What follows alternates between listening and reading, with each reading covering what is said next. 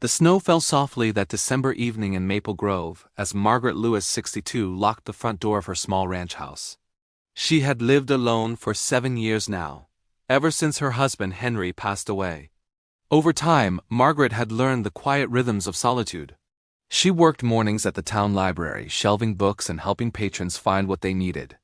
The pay was modest, but her needs were simple: a warm home, her summer garden, and Sunday services at the little church where she and Henry had once sat side by side.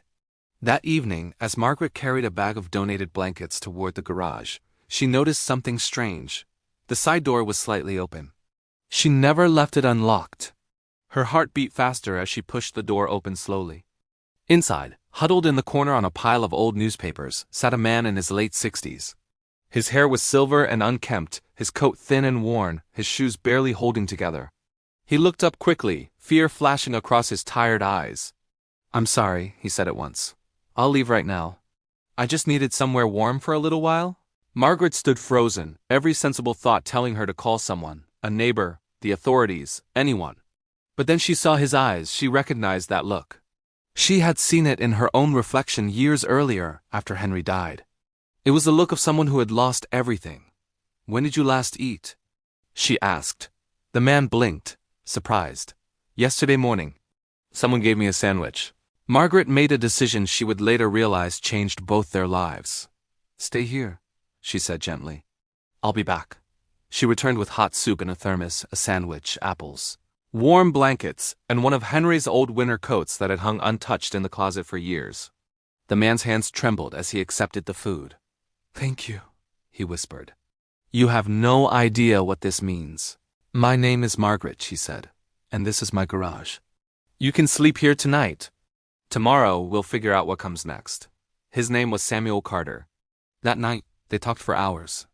Margaret spoke about her marriage, her daughter who lived out of state, her work at the library, and the lilacs that bloomed every spring.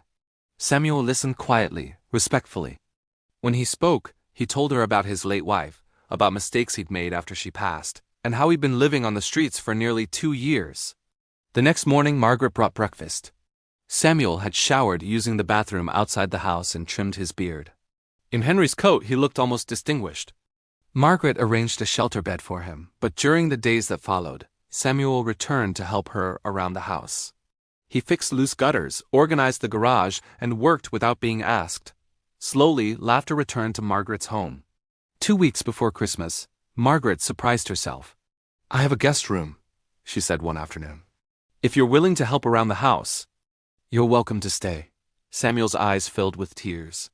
"None of us deserve kindness," Margaret said softly. "That's what makes it special." Samuel moved in. They formed simple routines: coffee in the mornings, walks in the afternoon, quiet conversations in the evenings. He even began volunteering at the library with Margaret. Christmas came quietly and warmly. They shared a simple meal, modest gifts, and something Margaret hadn't felt in years: peace. In January, a well-dressed man appeared at the door asking for Samuel. It was his son. Samuel tearfully explained the truth. He hadn't been honest about his past. Years earlier, he had built and sold a successful company. After his wife's death, he gave most of his wealth away and lost track of the rest. "But none of that changes who I am," he said. "I was broken when you found me," Margaret smiled. "Then it doesn't change anything." Together, they chose purpose over comfort. By spring, they opened a small community center to help people experiencing homelessness, with dignity, meals, and human connection. One evening, sitting on the porch as the lilacs bloomed, Samuel said, "You saved my life." Margaret shook her head gently. "I think we saved each other." And in that quiet moment, both understood something true: that the greatest wealth in life is kindness freely given.